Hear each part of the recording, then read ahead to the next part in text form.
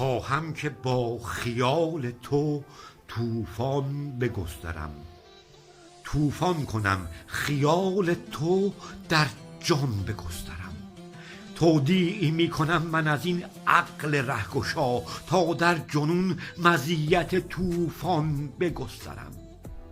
ویران کنم به قاعده شوق خانه را، در عاشقی سراچه افغان بگسترم.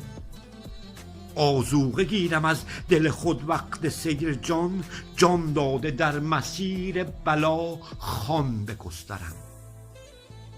سیراب سازمت به سر سفره حضور، با آب و نان عشق تو احسان بگسترم. دنیا کنم مسافر خانه تنعمم، هر نعمتی که داده ایم آن بگسترم. تا کور سازم از همه نعمت حسود را، از خون دل ضیافت یاران بگسترم.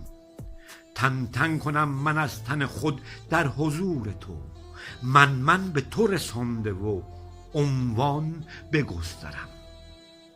دریا به مد و جزر کشانم ز روی تو، از هر کرانه ای به تو دامان بگسترم.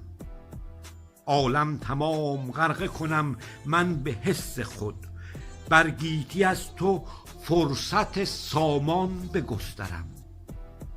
طوفان و غرق و سیر و سفر شد بهانه ام، تا زهر حضرتت شب گریان بگسترم.